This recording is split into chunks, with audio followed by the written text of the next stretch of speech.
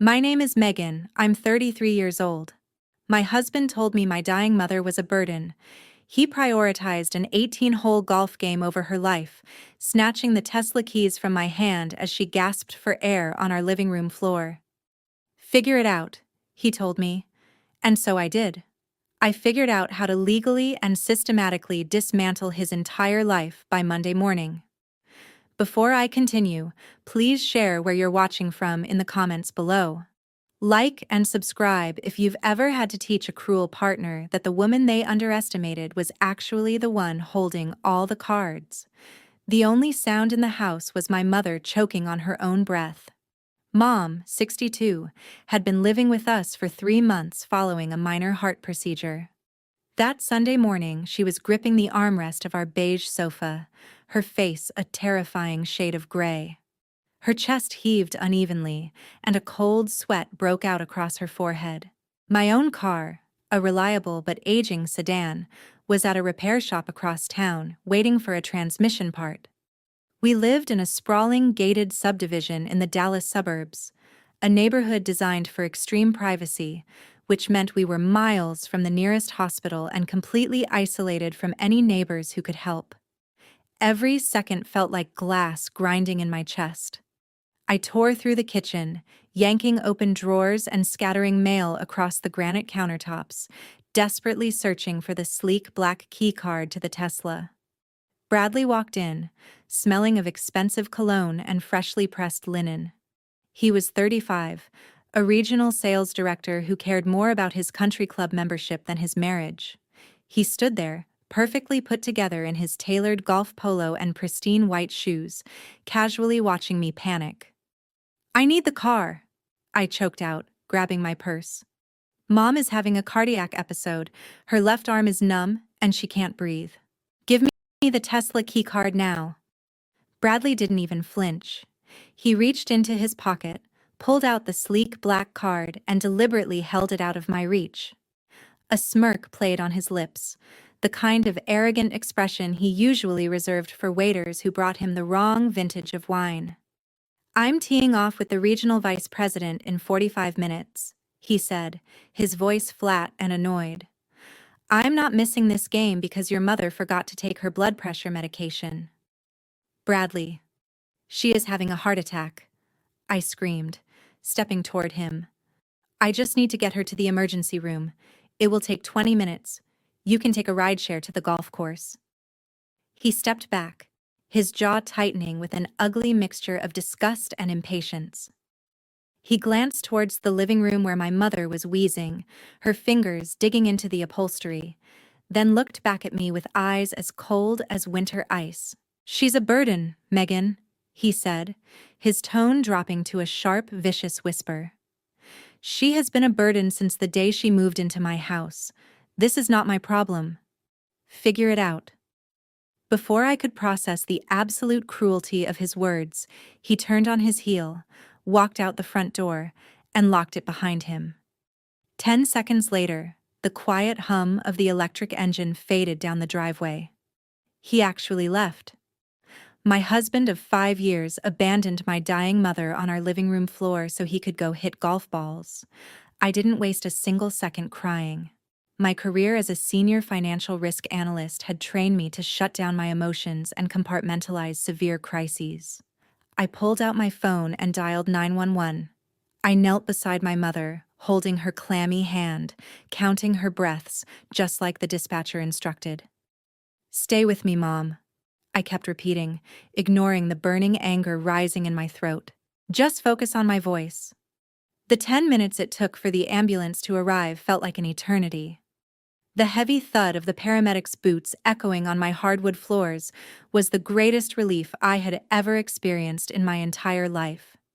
They moved with practiced, intense urgency, securing an oxygen mask over her pale face and swiftly loading her onto the collapsible stretcher.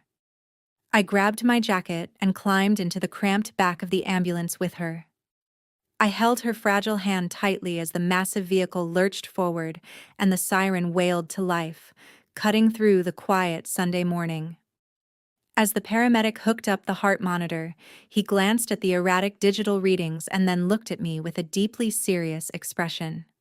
"Her heart rhythm is highly unstable," he yelled over the noise of the siren. "We are bypassing the county hospital. We have to take her directly to the cardiac specialty wing at Oakridge Medical Center." Oakridge was a premium private hospital. I nodded immediately, not caring about anything but her survival. "Do whatever you have to do," I told him. "I need to warn you right now," the paramedic said, adjusting the intravenous line. "Oakridge is entirely out of network for most standard insurance plans. They demand a mandatory $5,000 upfront payment just to admit a patient to their specialized emergency department without prior approval. This money must be ready the moment we walk through those huge glass doors, otherwise they'll have to transfer her again, and she might not survive the second transfer." I squeezed my mother's hand. $5,000 was a huge sum to pay without warning, but we had exactly $80,000 in our joint savings account. I had absolutely nothing to worry about, or so I thought. The ambulance reversed into the brightly lit bay of Oakridge Medical Center with a sudden, violent jolt. The rear doors flew open, and a swarm of nurses in navy blue scrubs descended on us. They pulled my mother's stretcher out with a practiced urgency that left me scrambling to keep up. I followed them through the sliding glass doors into a lobby that looked more like a luxury hotel than an emergency room. Marble floors gleamed under recessed lighting, and the air smelled faintly of eucalyptus instead of harsh antiseptics. They wheeled her behind a set of heavy double doors marked Restricted Access Trauma Bay 1. A stern-looking nurse held up her hand, stopping me in my tracks. "You have to wait out here," she instructed firmly. "The doctor is evaluating her right now and hooking her up to the monitors. Please head over to the admissions desk to sort out the paperwork." I took a deep breath, trying to steady my shaking hands. The adrenaline was beginning to wear off, leaving behind a cold, hollow exhaustion. I walked over to the massive mahogany desk where a polished admissions coordinator was already typing rapidly on her keyboard. She asked for my mother's identification and insurance card. I handed them over, watching her eyes scan the screen. "Miss, your mother's Medicare plan is completely out of network for our specialized cardiac unit," the coordinator said, her voice perfectly polite but entirely unyielding. "As the paramedics likely informed you, our hospital policy requires a mandatory upfront deposit of $5,000 before we can proceed with any invasive diagnostic procedures or assign her a permanent room. We accept all major credit cards or direct wire transfers." I nodded, projecting a calm confidence I barely felt. "That is fine," I replied without hesitation. "Let me just transfer the funds from my savings, and I will pay with my debit card in a few minutes. Please take a seat in the waiting area." She gestured to a row of plush leather chairs near a large window. "Come back to the desk whenever you are ready to process the payment. The doctors will continue stabilizing her in the meantime." I sat down in the quiet waiting area. The only sound was the faint hum of the central air conditioning and the distant beeping of medical equipment. I pulled out my phone and stared at the dark screen. A part of me, some foolish, lingering fragment of hope, wanted Bradley to know what was happening. We had been married for 5 years. Despite his absolute selfishness this morning, I thought surely a hospital admission would snap him back to reality. I pictured him on the perfectly manicured green of his country club, laughing with his vice president. I dialed his number. The line rang exactly once before the automated operator cut in. "Your call has been forwarded to an automatic voice message system." He had screened my call and sent me straight to voicemail. I dialed again. Straight to voicemail. He was actively looking at his phone, seeing his wife's name, and hitting the red ignore button while sitting in his golf cart. "Fine," I whispered to the empty room, my voice shaking with a new kind of anger. "You want nothing to do with this? I'll handle it myself. Just like I always do." I opened the mobile banking application on my phone. The biometric scanner read my face, and the familiar blue loading screen popped up. Bradley and I maintained separate checking accounts for our daily personal expenses, but we shared a high-yield joint savings account. That account was where we deposited our annual corporate bonuses and a significant portion of our monthly salaries. Over the past 4 years, we'd painstakingly built up this reserve system, building it up to 80,000. It was our emergency fund, our future down payment on a larger property, our primary financial security. I went to the transfer menu, my finger hovering over the screen, ready to transfer $5,000 to my checking account so I could pay the hospital coordinator. I casually glanced at the available balance displayed in bold font at the top of the screen. I blinked. I wiped my screen with my sleeve, assuming the glare from the overhead hospital lights was playing tricks on my eyes. I closed the application, completely cleared my phone cache, and logged back in. The biometric scanner confirmed my identity again. The screen loaded. The numbers staring back at me did not change. My heart slammed against my ribs. A cold sweat broke out across the back of my neck, completely different from the panic I felt when my mother collapsed. This was the freezing, terrifying realization of absolute betrayal. I tapped on the transaction history, my hands shaking so violently I almost dropped the device on the marble floor. Rows and rows of outgoing wire transfers populated the screen. Massive, inexplicable withdrawals. 10,000, 15,000.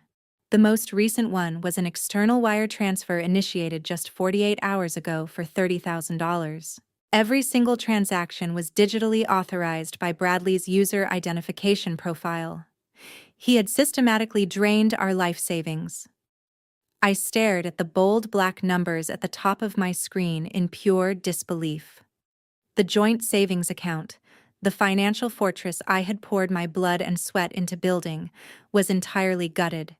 It was exactly 42.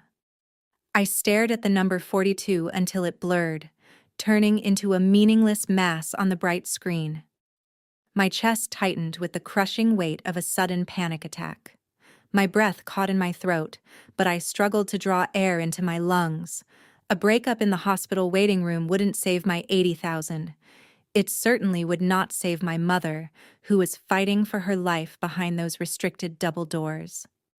I locked my phone, closed my eyes for 3 agonizing seconds, and visualized locking my fear inside a heavy steel vault. The time for being a devastated wife was over. This was a catastrophic financial crisis, and mitigating financial disasters was exactly what I did for a living as a senior risk analyst. I opened my social media application, driven by a sudden dark and morbid curiosity. I navigated straight to Bradley's public profile. He had posted a new photograph just 12 minutes ago. The location tag proudly displayed the exclusive address of the Stonebridge Country Club, the most expensive golf course in the county. The picture featured his perfectly manicured hand resting casually next to a crystal flute of expensive vintage champagne. But the true focal point of the image was wrapped around his wrist. It was a brand new, heavy gold Rolex Daytona watch. I recognized the specific model instantly because he had spent the last 6 months constantly complaining about how much a man of his stature deserved one. The retail price for that specific piece was easily $30,000. Underneath the photo, his caption read, "Closed a massive deal. Treating myself. Earning that top-tier lifestyle one swing at a time." The sheer audacity of the post made the blood pound violently in my ears. He had not closed a massive deal. He had stolen the money we painstakingly saved for our future to buy himself a shiny toy. He had drained our safety net while abandoning the woman who raised me to suffocate on our living room floor. He was drinking champagne and posing for the internet while my mother was hooked up to a tangle of tubes in a trauma bay. I stood up from the plush leather chair. My legs felt heavy and numb, but my mind was suddenly operating with terrifying crystal clarity. I walked back to the mahogany admissions desk. The coordinator looked up from her computer, offering a polite and sympathetic smile. I opened my wallet and deliberately bypassed the debit card linked to the gutted joint account. Instead, I pulled out my personal emergency credit card. It was a high-tier premium card I kept entirely separate from Bradley's finances, strictly for my own peace of mind, carrying a substantial credit limit. He did not know the account number, and he did not have access to the login portal. I handed the heavy metal card to the coordinator. "Please charge the $5,000 to this account," I said, my voice completely even and devoid of any emotion. She processed the transaction smoothly.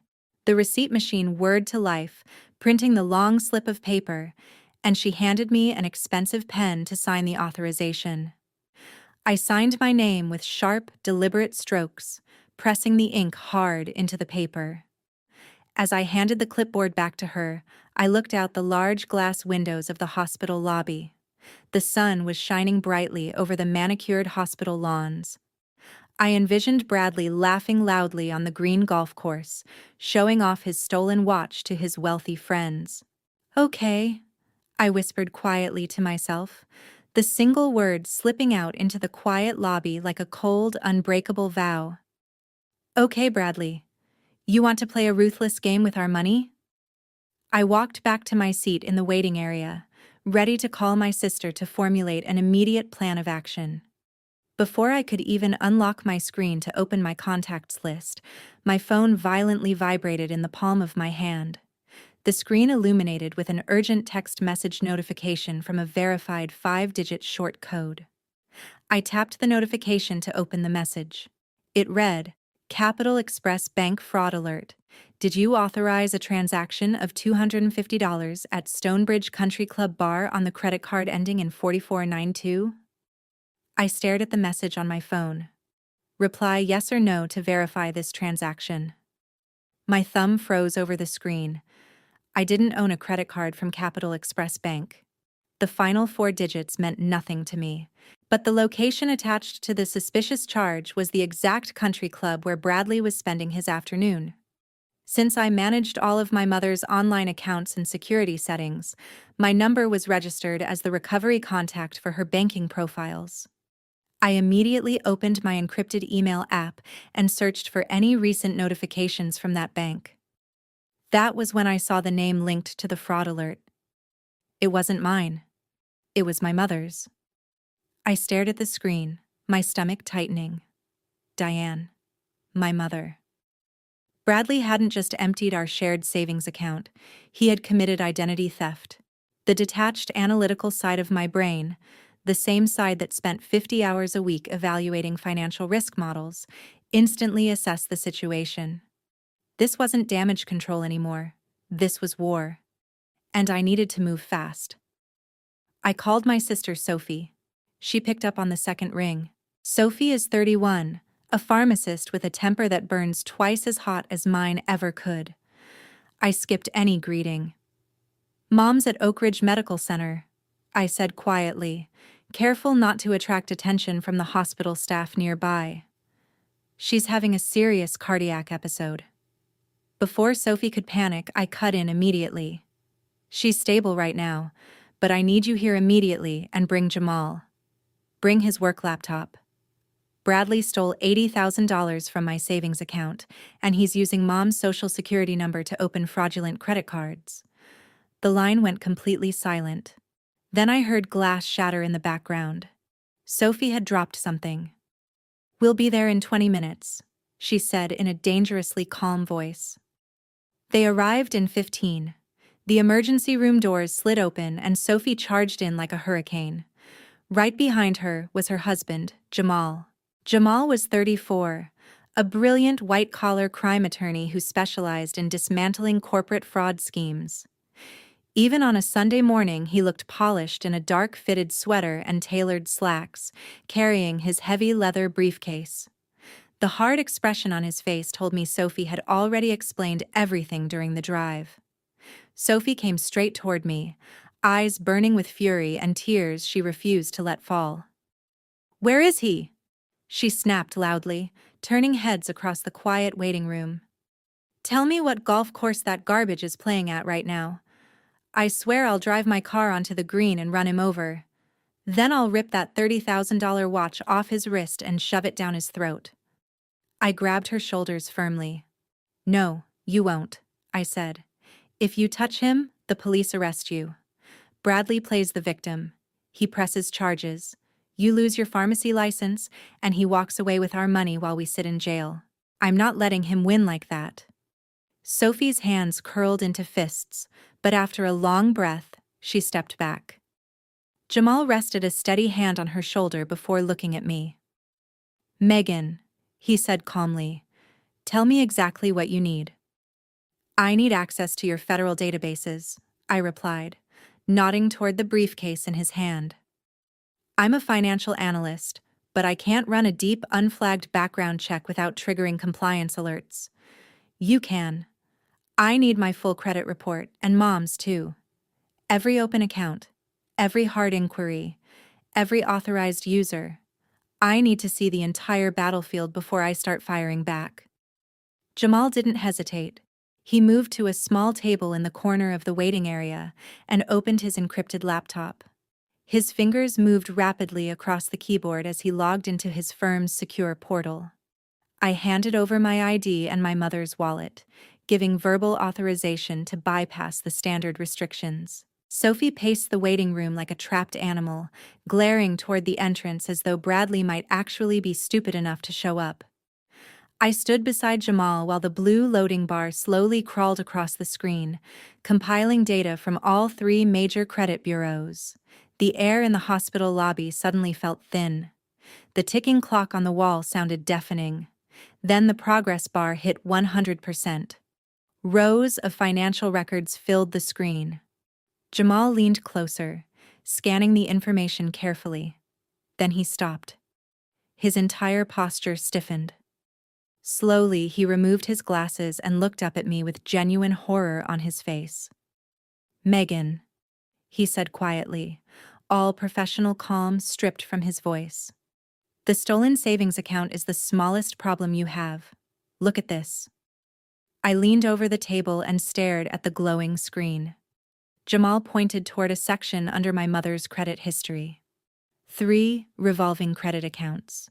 Capital Express Bank, National Heritage, Platinum Trust, all opened within the last 4 months. Every single one maxed out. Total balance, $45,000. Jamal turned the laptop slightly toward me. Your mother didn't open these, he said heavily. Someone used her social security number to bypass income verification and exploit her excellent credit history to secure premium credit lines. The statements are being sent to a private mailbox across town, not her home address. He continued scrolling. All 3 accounts were enrolled in paperless billing, and the statements were redirected to a fake email address. But the authorization trail traces back to an IP address registered to your house. Sophie covered her mouth with both hands, staring toward the restricted hallway where our mother was fighting for her life. He stole Mom's identity, she whispered shakily. While she was living with him, while she was recovering from heart problems, while she was cooking his meals and doing his laundry. Jamal nodded grimly. That's federal-level fraud. Felony identity theft. Wire fraud. Elder financial abuse. He could face serious prison time for this alone. Then he looked at me carefully. But Megan, you need to prepare yourself before you see your own report. He switched tabs. My perfect credit profile appeared on the screen. I had spent years protecting my 800 credit score. It was practically a professional badge of honor. But under active installment loans sat an account I had never seen before. Automotive financing. $92,000. I felt the blood drain from my face. The Tesla, I whispered. He told me he bought it through some executive financing program at work. He lied, Jamal said flatly, highlighting the application details. Bradley's real credit score is around 520. It's catastrophic. Collections, delinquent accounts, hidden debt. He buried all of it from you. No dealership would approve him for a luxury car. He pointed toward the digital signature section. You're married, so he had access to your personal information.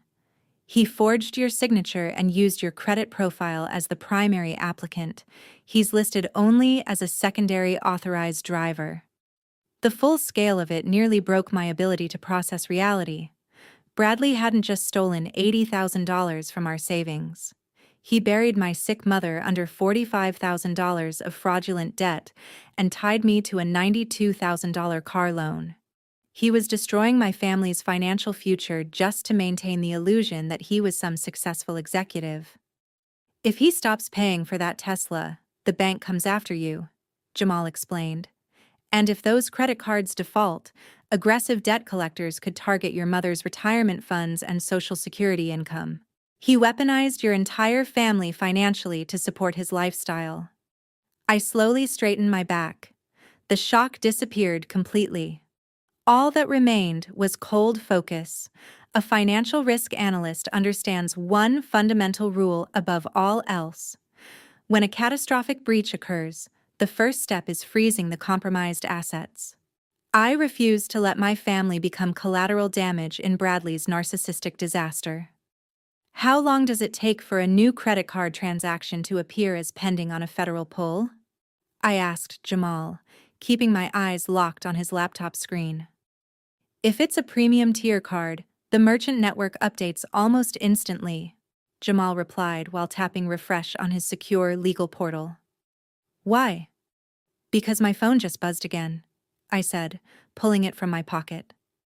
I opened the newest automated fraud text from Capital Express Bank. At the exact same moment, Jamal's screen refreshed in real time. A fresh pending transaction appeared at the top of the account history. He's not just golfing, I said quietly, my voice echoing through the polished hospital lobby.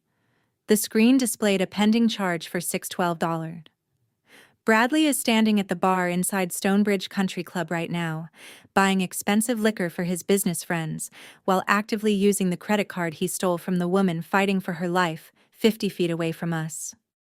The number glowed on the screen like a warning sign. $612. On top of $45,000 already stolen. I stared at it, and something inside me completely changed. The panicked wife who had been searching for car keys less than half an hour ago no longer existed. In her place stood a senior financial risk analyst facing a catastrophic liability that needed to be eliminated immediately. Sophie exhaled sharply, her hands shaking with fury. He's buying premium drinks for his golf buddies with Mom's stolen identity while she's lying in the trauma unit, she said with absolute disgust. Megan, let me go there. I'll drag him out by that ridiculous designer collar in front of everyone. No, I answered calmly, my voice so cold it startled even me. I turned and looked directly at my sister. If you storm in there screaming, he wins. He'll tell everyone his unstable wife and her crazy family ruined his business outing. Bradley survives on appearances, Sophie. His entire life is built on image. We are not giving him a public argument. I paused. We're giving him a complete systems failure. Jamal slowly closed the credit report window and opened a blank legal document instead. I like that strategy, he said, resting his hands on the keyboard. Tell me the plan, and I'll handle the legal side. I paced across the small waiting area, my mind operating at full speed. Every financial crisis has a root cause and a containment strategy, I explained while looking between Jamal and Sophie. Bradley's root problem is arrogance. He thinks using my credit and Mom's Social Security number protects him from any real consequences. So we cut off his oxygen supply. I stopped pacing. I'm taking away the three things he cares about most: his money, his public image, and his freedom. Jamal nodded slowly, fully focused now. The freedom part is simple, he said, typing rapidly. I'm drafting an emergency ex parte restraining order right now. Financial abuse, identity theft, elder endangerment. The fact that he abandoned a senior citizen during a life-threatening medical emergency to go play golf establishes reckless endangerment immediately. Once a judge signs this, he won't legally be allowed within 500 feet of you, your mother, or your home. He'll be locked out completely. What about the money and his image? Sophie asked, beginning to understand the scale of the plan. I'll handle the money, I said. I'm freezing every asset he can touch. Because he's an authorized user on my accounts, and because the other lines were opened fraudulently, I can legally cut him off entirely. By tonight, he'll be standing inside that country club holding a wallet full of dead plastic. Jamal paused, typing briefly. And the Tesla? He asked. That's where the image collapses, I answered immediately. If the financing agreement is entirely under my credit profile, then legally I own the car. Bradley is only an authorized driver. I crossed my arms. I'm canceling the insurance policy immediately. Under the loan terms, operating an uninsured financed vehicle is a direct contract violation. The bank can repossess the car instantly to protect their collateral. A cold smile touched my face. I'm going to have his precious $92,000 status symbol towed directly out of the country club parking lot in front of his executives. Sophie let out a stunned laugh under her breath. He's going to completely lose it, she whispered. Good, I replied. He told me to figure it out. So that's exactly what I'm doing. I turned back toward Jamal. Finish the restraining order and start the divorce filing. Include everything. The stolen $80,000, the fake credit accounts, all of it. I want every financial crime documented publicly before he even realizes what's happening. Done, Jamal said, typing even faster. By the time this reaches the emergency judge, Bradley will be legally homeless and staring at multiple felony charges. I walked toward the giant windows of the hospital lobby. Outside, the Dallas sun blazed against the pavement. I pictured Bradley standing comfortably inside Stonebridge Country Club, laughing with wealthy clients, completely unaware that his entire world was about to collapse underneath him. I unlocked my phone. I didn't text him. I didn't call to beg for answers. Instead, I opened the emergency fraud contact list I kept for corporate clients. I inhaled slowly, letting the final pieces of my marriage die quietly inside me, then pressed the green call button. The line rang twice before a live agent answered. Because I used the direct priority number reserved for corporate risk professionals, I bypassed the automated menus entirely. I need an immediate hard freeze on an account connected to active identity theft and felony fraud, I said calmly, keeping my voice precise and controlled. I gave my mother's name, social security number, and billing zip code.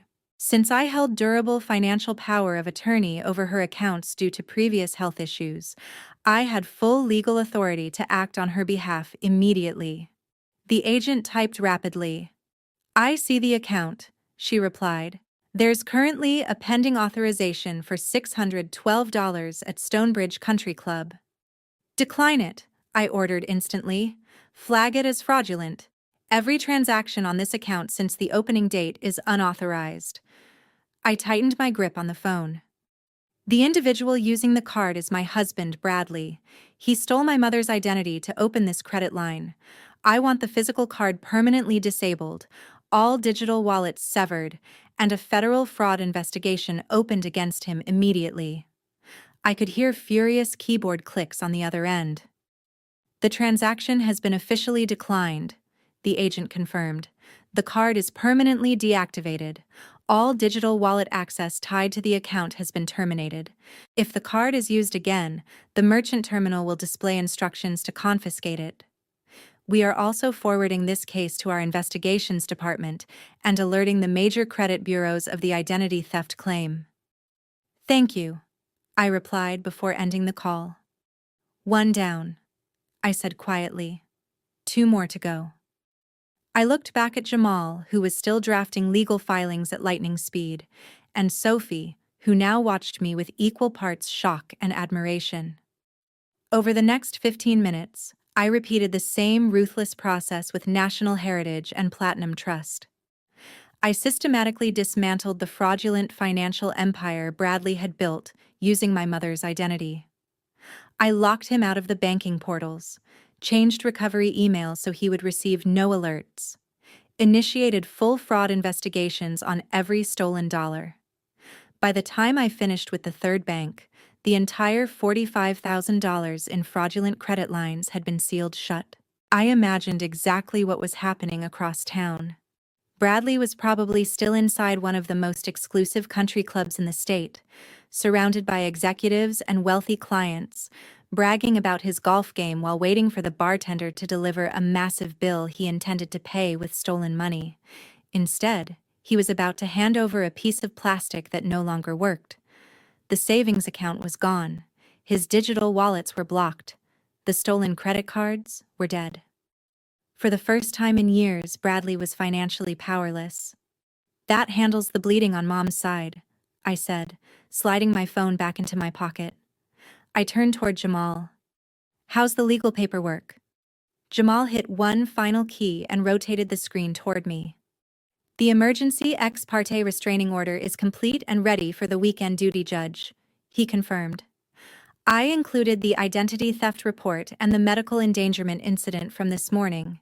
Given the financial abuse and the immediate threat to your mother's assets, the judge should sign it within the hour. He looked directly at me. "Once it's approved, if Bradley comes within 500 feet of your home or this hospital, the police will arrest him immediately." "Good," I nodded, the chilling analytical armor settling more deeply onto my shoulders. "We'll file the police report right after we secure the perimeter of my house. Sophie, I need you to drive to my place immediately. My emergency house keys are in my purse. Pack all of Bradley's expensive tailored suits, his designer shoes, and his golf trophies into garbage bags and dump them on the front lawn. Then, completely reprogram the smart lock so his access codes are invalidated." Sophie flashed a fierce, terrifying smile across her face. "It would be my absolute pleasure," she said, already reaching for her car keys. As Sophie practically bolted from the hospital lobby to evict my husband, I retrieved my phone. The credit cards were dead, and his access to our home was about to be permanently revoked. Now it was time to drop the biggest hammer. I glanced at my own credit report, focusing on the $92,000 auto loan under my name.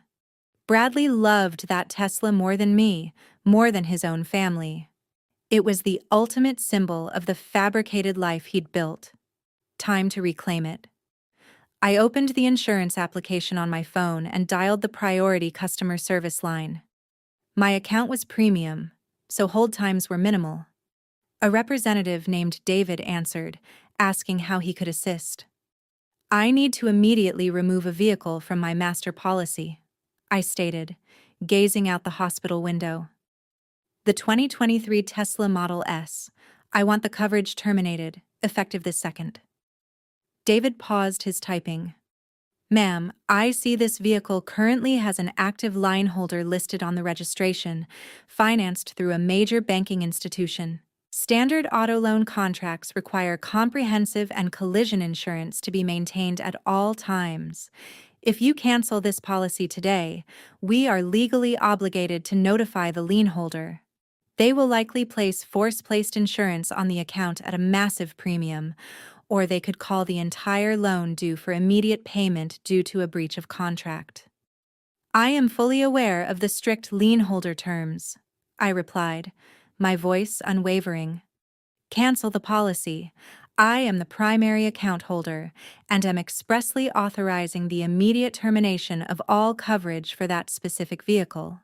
Send the confirmation strictly to my primary email address." David read a mandatory legal disclaimer, warning me about the severe financial liabilities of driving uninsured on public roads. I confirmed I understood the risks. A moment later, he processed the request. The 92,000 cars parked at the country club were now completely uninsured. Under Texas law, driving without insurance was considered a serious traffic violation. And under federal banking regulations, Bradley was now driving with a delinquent vehicle. Before continuing, I glanced at the heavy double doors of the trauma bay. A nurse came out briefly to inform us that my mother's condition was stabilizing, but she was being prepped for emergency surgery. The $5,000 deposit I'd paid with my secret credit card secured her place on the waiting list for surgery. She was fighting for her life in that room, and I was fighting for our future. I turned back to Jamal, who was neatly stacking his printed legal forms into his briefcase. "The insurance is gone," I told him, "but the bank will be too slow. I need that car physically removed from his possession before he finishes his 18 holes. If he drives it away, it will be a nightmare to track down once the restraining order hits." Jamal raised an eyebrow. "You cannot just steal it back. If you show up there, it violates the strategy of keeping your hands perfectly clean." "I am not going to steal it," I said, a cold smile touching the corners of my mouth. "I am going to have it professionally recovered." I opened the Tesla application on my phone. Because the car was registered solely in my name, I had full master access to its internal computer systems. I clicked on the location tab. The satellite map loaded instantly, showing a bright red pin parked precisely in the VIP valet section of the Stonebridge Country Club. He hadn't even parked it himself. He'd handed the keys to a valet to show off his imaginary wealth. I opened my web browser and searched for high-priority asset recovery services in the North Dallas area. I found a specialized repo company that handled luxury vehicle retrievals for private clients. I tapped the phone number. A gruff voice answered on the first ring. "Elite Asset Recovery, Mike." "My name is Megan," I said, getting straight to the point. "I am the sole legal owner of a Tesla Model S that is currently being operated by an unauthorized user. He is my estranged husband, and a judge is signing an emergency restraining order against him for severe financial abuse. I need the vehicle recovered immediately, not tomorrow." Mike sighed heavily into the receiver. "Lady, domestic disputes are messy. Unless you have a court order specifically for the car, my guys don't like getting in the middle of a divorce spat. It's too much liability." "I am looking at the digital title and the financing agreement right now," I countered smoothly. "My name is the exact and only name on the documents. He has zero legal ownership. Furthermore, I just canceled the auto insurance policy, meaning the vehicle is a massive financial liability sitting on a public lot. I can email you the proof of ownership right this second. The car is currently parked in the VIP valet lot at the Stonebridge Country Club. I have the exact GPS coordinates pulled up on my tracking application." I paused, letting the silence hang for a fraction of a second before dropping the undeniable incentive. "I will pay your standard recovery fee plus an emergency dispatch bounty of $1,000 in cash if you get a flatbed tow truck into that parking lot and lift that car within the next 30 minutes. The line was quiet except for the sound of Mike loudly typing on his mechanical keyboard. "Send the legal documents to the email address listed on our website," he finally said, his tone entirely different and strictly business. "If your name is the only one on that title, we are good to go." I exported the digital title and the heavy loan agreement from my secure cloud storage and emailed them directly to his dispatch center. I included a detailed screenshot of the car's exact location from the tracking application. Less than 2 minutes later, Mike came back on the line. "Documents verified," Mike confirmed, his voice brisk and professional. "You are the sole legal owner. And since it's a smart car, do not lock the doors or mess with the alarm until my guy has the tires securely strapped down to the bed. I will disable the security features from my phone the second your driver is in position," I promised. "How long until you reach the country club?" Mike shouted an order to someone in the background before speaking directly into the receiver. "I have a flatbed truck wrapping up a job right down the highway. He's 10 minutes away from Stonebridge. We'll have your car out of there before your husband even finishes his drinks." I hung up the phone with the recovery dispatcher and let out a long breath. The final piece of the trap was set in motion. I turned back to Jamal, who was hitting the final submit button on his secure legal portal. "The emergency petition is officially filed with the county clerk," Jamal announced, closing his encrypted laptop with a sharp snap. Because we included the active police report tracking number for the identity theft, and because we heavily documented the immediate medical crisis involving your mother, the weekend duty judge is going to fast-track this review. I expect the signed protective order to hit the state police database within the next hour. What happens when it goes through? I asked, needing to hear the exact legal parameters. Once that order is digitized, Bradley becomes an immediate legal threat, Jamal explained, leaning forward in his chair. If he approaches you, the order dictates a mandatory 500-foot buffer zone. He cannot come to this hospital. He cannot step foot on your corporate office property tomorrow. And most importantly, he loses all legal right to enter your shared residence. If he tries to open your front door or even steps onto the driveway, it's an automatic violation of a court order. The police will not ask questions.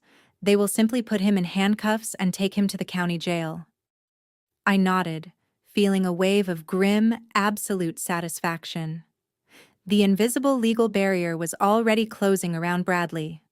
Now we needed to secure the physical perimeter of the house before he realized his entire life was collapsing.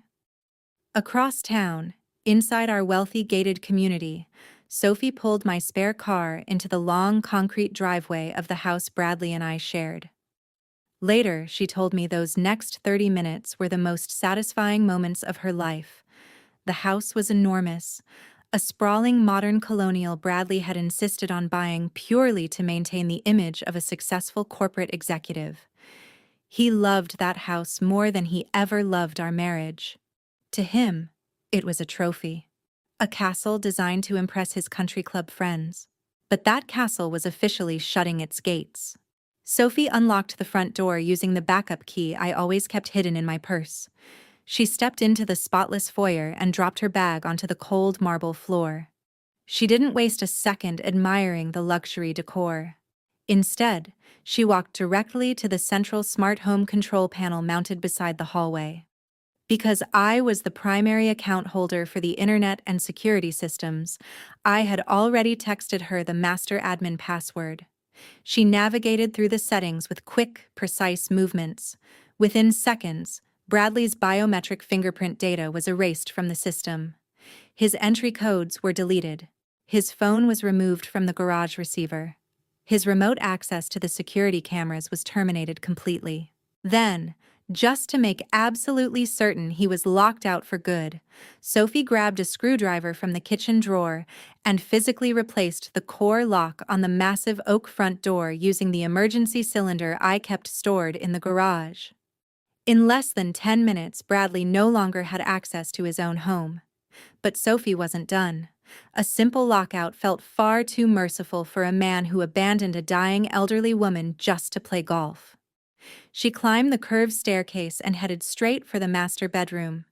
Bradley's walk-in closet looked like a museum dedicated to vanity. Rows of custom Italian suits hung in perfect color order. Shelves displayed imported leather shoes, designer golf polos, silk ties, and luxury accessories. He obsessed over his appearance. Every detail mattered to him. Sophie walked downstairs, grabbed a box of industrial-strength black garbage bags from the kitchen, then marched back upstairs with purpose. She ripped one open and started tearing his clothes off the hangers. She didn't fold anything. She didn't care if the fabric wrinkled or if the leather shoes scratched against each other. Armful after armful of expensive suits, velvet dinner jackets, tailored golf wear, and designer clothing disappeared into the heavy black bags. She tossed in his luxury cologne collection, his monogrammed country club towels, even the polished glass trophies he proudly displayed from amateur golf tournaments. By the time she finished, 6 enormous garbage bags sat stuffed to the top with the remains of Bradley's carefully manufactured lifestyle. Sophie dragged the bags downstairs one at a time, the heavy plastic thudding against the carpeted steps. She hauled them across the front porch and dumped them directly onto the edge of the lawn for the entire neighborhood to see. She didn't line them up neatly beside the curb. She threw them onto the grass like actual trash. One bag caught on a rose bush and split open, spilling expensive Italian loafers and tangled silk ties across the dirt. Sophie didn't bother picking them up. She simply stood on the porch, dusted off her hands, and looked out across the quiet, upscale neighborhood. Several neighbors walking their dogs had already stopped on the sidewalk, openly staring at the mountain of luxury junk destroying the perfect landscaping. Sophie pulled out her phone, snapped a picture, and texted it to me with a single sentence: "The trash has been taken out." Across town, meanwhile, Bradley sat on the sunlit terrace of Stonebridge Country Club, completely unaware that his life was imploding. He occupied the center seat at a polished mahogany table, slowly swirling a glass of 50-year-old single malt scotch. On one side sat his regional vice president, a stern executive whose approval Bradley desperately chased. On the other side sat a wealthy logistics client they hoped to secure for a major software contract. Bradley wore his brand-new $30,000 Rolex prominently, resting his arm on the table so the gold bezel caught the sunlight. He felt untouchable. The night before, he had successfully moved $80,000 into a hidden offshore corporate account, covering his tracks before Monday's audit. Best of all, he had done it using his wife's flawless financial profile, leaving her trapped with the fallout. Whenever he thought about Megan, he only felt irritation. In his mind, Diane had become an inconvenient burden. Her medical equipment ruined the clean luxury aesthetic of the house. Her doctor appointments interrupted his schedule. He had told Megan to figure it out, and as far as he was concerned, that ended his responsibility completely. Executives like him didn't spend Sunday mornings riding in ambulances. "Gentlemen, let me take care of the bill," Bradley announced confidently as the waiter approached. "It's a pleasure doing business with you." The waiter handed over the leather bill folder. The total for the imported steaks, vintage champagne, and premium liquor came to just over $2,000. Bradley barely looked at it. With a smug grin, he pulled out the premium platinum trust card he had opened using Diane's stolen identity and placed it onto the silver tray. "Keep the change," he told the waiter smoothly after glancing at his name tag. "Add 20% gratuity for yourself." "Thank you, sir," the waiter replied politely before walking away. Bradley leaned back confidently, soaking in the impressed expressions around the table. He launched into another heavily exaggerated story about his golf game, laughing loudly at his own jokes. Halfway through the story, the waiter returned. But this time, he wasn't carrying the bill folder. He held the black credit card carefully between two fingers, his expression tight and uncomfortable. "Excuse me, sir," he said carefully, loud enough for the table to hear. "I'm very sorry, but your transaction was declined." Bradley stopped mid-laugh. "What do you mean, declined?" he snapped, already irritated. "Run it again. Sometimes the magnetic strip on these metal cards doesn't read properly." "I already tried it 3 times, sir," the waiter replied stiffly. "The system is returning a hard decline code." The VIP client shifted awkwardly. The vice president slowly raised an eyebrow, his opinion of Bradley visibly dropping. Heat crept into Bradley's face. He forced out a nervous chuckle and reached for another card. "Probably just a security hold," he lied smoothly. "My wife works in finance. She's always moving money around and triggering fraud alerts. You know how women get when they start micromanaging household finances."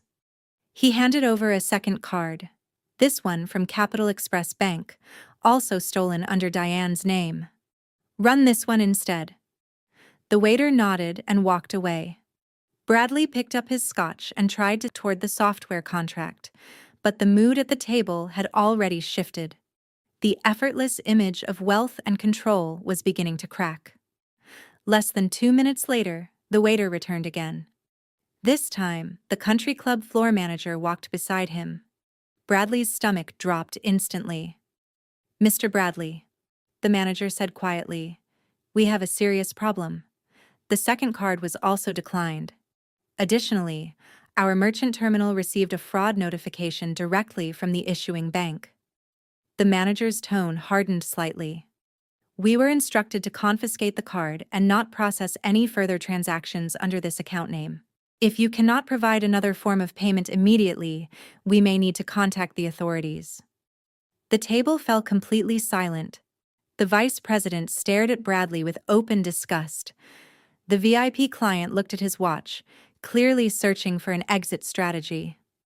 Bradley could feel sweat soaking through his expensive tailored polo shirt. Both cards were dead.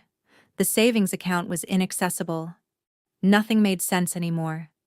He forced a strained smile. "This is obviously some ridiculous bank error," he stammered while standing so quickly his chair scraped loudly against the stone patio. "There must be some kind of internal audit happening.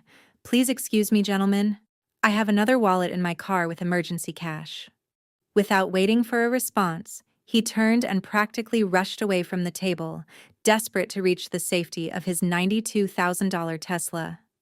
Bradley shoved through the heavy glass doors of the country club and stepped into the brutal afternoon heat. His heart pounded violently in his chest, but he forced himself to appear calm as he handed his valet ticket to the young attendant standing beneath the awning. "Bring around the black Tesla Model S," he ordered sharply. "I'm in a hurry." The valet looked down at the ticket, then pointed toward the VIP parking section. "Sir, I think there's an issue with your vehicle." Bradley frowned and turned toward the lot. The blood instantly drained from his face. A massive flatbed tow truck sat across two premium parking spaces. Hydraulic gears groaned loudly as thick yellow straps secured the wheels of Bradley's pristine Tesla. The front end of the car was already lifted onto the angled steel platform.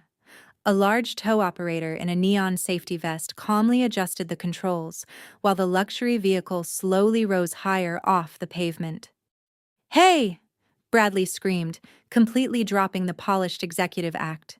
He sprinted across the scorching asphalt toward the truck, his expensive leather shoes slamming against the pavement.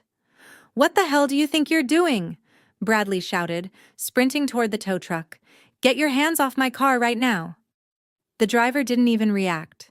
He didn't pause the hydraulic winch or look even slightly intimidated. He glanced at Bradley once, sized him up instantly, then returned to operating the controls. "Elite Asset Recovery," the driver said flatly. "This vehicle is being legally repossessed. Stay clear of the equipment." "Repossessed?" Bradley spat the word out like acid. "Are you out of your mind? I am a regional director. I make more in a month than you make all year. Lower that car right now before I sue your entire company into the ground." The driver secured the final lock on the hydraulic system, anchoring the Tesla firmly onto the flatbed. "Lady named Megan authorized the recovery," he replied without emotion. "She provided the title and financing documents. She's the sole legal owner. You have zero rights to this vehicle. Back away before you hurt yourself." Something inside Bradley snapped. He lunged forward and grabbed the front of the driver's neon vest. "You listen to me, you pathetic blue-collar loser," Bradley snarled.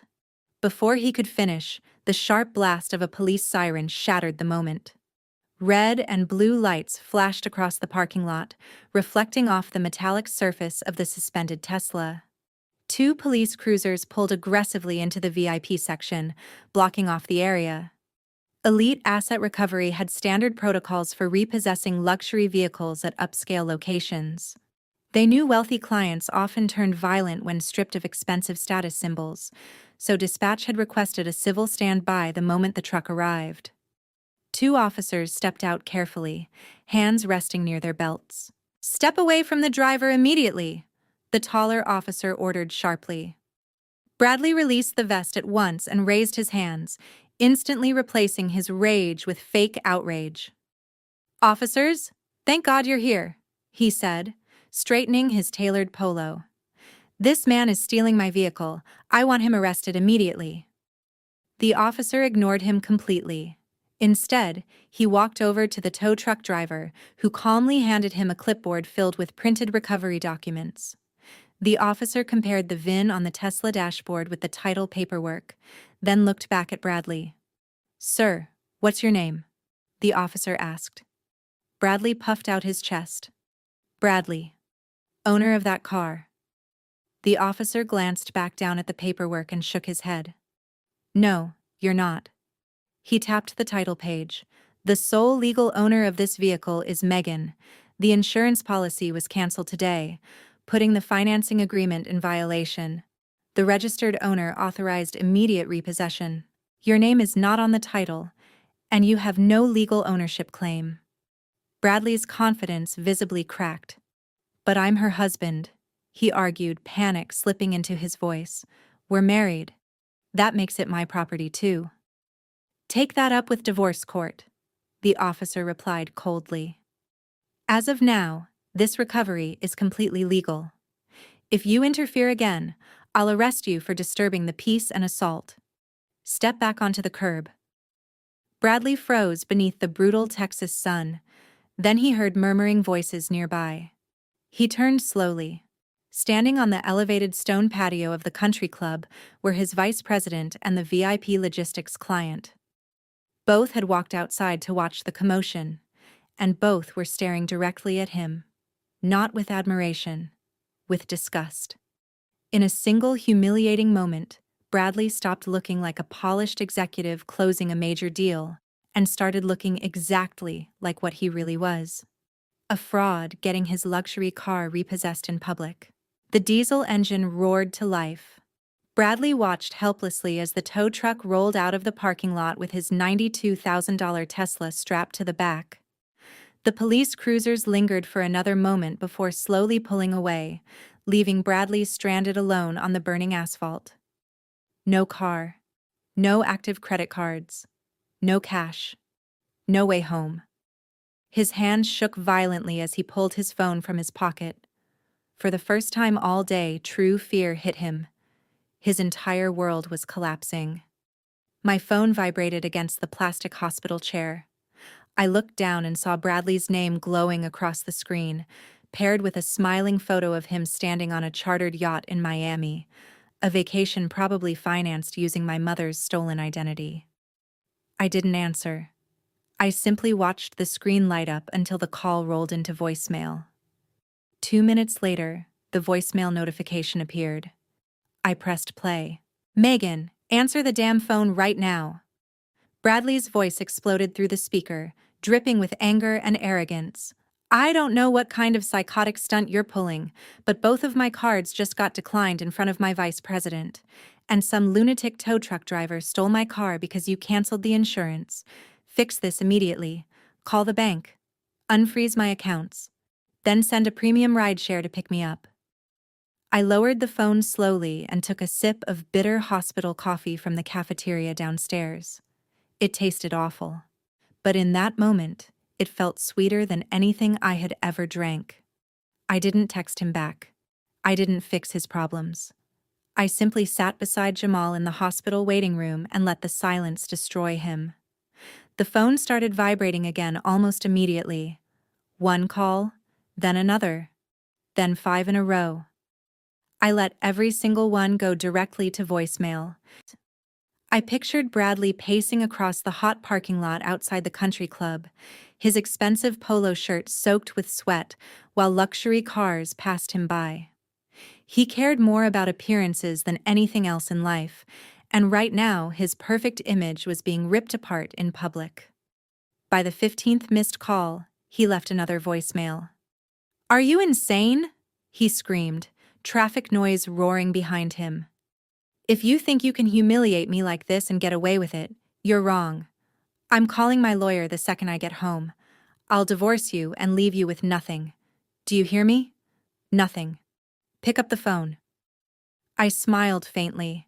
He was threatening to leave me with nothing while conveniently forgetting he had already drained our joint account down to $42. He was bluffing with cards I had already burned. The calls kept coming. 20 missed calls. 30. 40. Every vibration painted a perfect picture of his psychological collapse. Bradley had spent his entire life controlling situations with money, If problems appeared, he threw cash at them until they disappeared. But now I had cut off the money. And for the first time in his life, Bradley was completely powerless. By the 50th missed call, his tone changed entirely. The rage disappeared, replaced by panic. "Megan, please," he said in a strained, breathless whisper. "I don't understand what's happening. Did the bank freeze everything? Did someone steal our identity?" His voice cracked. "I can't log into the accounts anymore. The banking app says my password is invalid. My email isn't recognized. Please call me back so we can fix this. I'm sorry about this morning. I was just stressed. Please answer." I deleted the voicemail immediately. The apology wasn't real. He wasn't sorry for abandoning my mother. He wasn't sorry for fraud. He was sorry because the money stopped working. Then came voicemail number 55. This time, it was pure desperation. "Megan, please answer," Bradley begged, breathing hard. "I tried ordering an Uber, but all my payment methods are declined. The app flagged my account for fraud. I don't have cash. I can't get a cab. The club manager just told me to leave because of the scene in the parking lot. Please, just order me a ride home." He was trapped. The arrogant executive who spent years pretending to be untouchable was now stranded in wealthy suburbia with no money and no one willing to help him. And he was begging the wife he abandoned for a $20 ride home. When I still didn't answer, reality finally sank in for him. I was not coming to save him. Eventually, Bradley was forced to walk back inside the country club and ask a junior sales associate for help. The young employee, someone who once admired Bradley, reluctantly handed over the keys to a small compact sedan. Driving that cheap little car away from the exclusive Stonebridge gates must have felt like torture to a man whose entire identity depended on luxury and status. He sped toward our neighborhood, probably rehearsing furious speeches in his head. He likely imagined storming into the house, screaming at me, demanding passwords and explanations. What he didn't know was that I wasn't there anymore. And the house he was racing toward wasn't his anymore either. Bradley turned onto our quiet, tree-lined street. Normally, the neighborhood looked picture-perfect. Silent driveways, manicured lawns, wealthy families hidden behind polished front doors. But the illusion shattered the second he pulled into our driveway. Spread across the center of the pristine front lawn was a massive pile of black garbage bags. The afternoon sun beat down on the plastic, making the pile look even more grotesque against the bright green grass. One of the bags near the top had split completely, spilling a cascade of custom Italian silk ties, expensive velvet dinner jackets, and monogrammed golf towels directly into the dirt. A pair of $1,000 leather loafers rested haphazardly next to a sprinkler head. Bradley slammed the car into park and sprinted across the grass. He fell to his knees before the torn bag, his hands shaking as he touched the ruined silk. The sheer disrespect shown to his sacred wardrobe sent him into a blind, chaotic rage. He dropped the clothes and marched directly up the brick steps to the front porch. His face flushed a dangerous crimson. He punched his custom 6-digit entry code into the smart lock panel. The keypad flashed a harsh red light and emitted a sharp error beep. He punched the numbers in again, hitting the plastic keys so hard his knuckles turned white. Another red light. Another error beep. Cursing loudly, he reached into his pocket and jammed his physical emergency key into the deadbolt cylinder. The key wouldn't even turn. The entire internal locking mechanism had been completely replaced. "Megan, open this door right now," he screamed, pounding his heavy fists against the solid oak wood. "Open the door. I know you're in there. You've lost your absolute mind if you think you can lock me out of my own house." He took a step back from the door, his chest heaving. That's when he noticed the audience. To his left, our next-door neighbor stood at the edge of her driveway, holding her smartphone up and actively recording him. Across the street, an older couple had stopped walking their golden retriever and were openly staring at the screaming executive and the mountain of garbage bags. Bradley hated looking foolish in public more than anything else in the world. Being recorded while having a complete meltdown on his front porch was a direct strike to his fragile ego. "Stop recording me!" he yelled at the neighbor, his voice cracking with hysteria. "Mind your own business." He turned back to the house, his desperation completely overriding his logic. He walked over to the large bay window framing the living room. If the smart lock wouldn't let him in, he decided he would force his way inside. He reached down into the nearby flower bed and picked up a heavy decorative landscaping stone. He raised the massive rock above his head, fully intending to smash the expensive reinforced glass and climb through the shattered frame. Before he could swing the rock forward, the sharp, piercing wail of a police siren echoed down the quiet suburban street. Bradley froze, the heavy stone still suspended above his head. A black and white county patrol cruiser sped around the corner and pulled sharply into our driveway, blocking the borrowed compact car. Two uniformed officers stepped out of the cruiser immediately, their hands resting cautiously on their duty belts. Bradley slowly lowered the rock, a wave of immense relief washing over his face. He actually believed the police were there to assist him. "Officers?" he called out, pointing toward the heavy oak door. "Thank God. My crazy wife changed the locks and threw my expensive property onto the lawn. I need you to help me get inside my house." The taller officer did not look at the door. He walked directly up to the front porch, pulling a thick, folded legal document from his uniform pocket. "Put the rock down and step away from the window, sir," the officer commanded, his voice leaving absolutely no room for argument. "We are not here to help you get inside. We are here to serve you with an emergency ex parte restraining order signed by a county judge. You are legally barred from coming within 500 feet of this residence, your wife, or your mother-in-law. If you do not leave this property immediately, you will be arrested for violating a direct court order." Bradley dropped the heavy landscaping rock into the flower bed, his hands trembling violently as the reality of the police officer's warning washed over him. He was legally barred from his own home. He looked at the mountain of black garbage bags on the lawn, then back at the stern faces of the officers waiting for him to move. Swallowing his massive pride, Bradley frantically grabbed two of the intact garbage bags, hauling them toward the borrowed compact sedan. He shoved his custom suits into the small trunk, completely crushing the expensive fabric. He climbed into the driver's seat, his face burning hot with absolute humiliation, and sped away from his perfect suburban life while his neighbors watched in silence. He drove straight toward downtown Dallas, navigating to a five-star hotel where he usually booked clients for luxury corporate retreats. He needed a sanctuary, a place where he could order expensive room service and figure out how to destroy my sudden rebellion. He tossed the keys of the cheap car to the valet and strode into the grand marble lobby, desperately trying to project his usual aura of wealthy authority, despite his wrinkled polo shirt. He approached the polished mahogany desk and demanded a premium corner suite. The sharply dressed receptionist typed his request and asked for a payment method. Bradley pulled out his corporate expense card, confident that my destructive financial rampage could not possibly have reached his company accounts. He handed it over with a practiced, arrogant flick of his wrist. The receptionist swiped the thick plastic. She frowned, tapping her keyboard before swiping it a second time.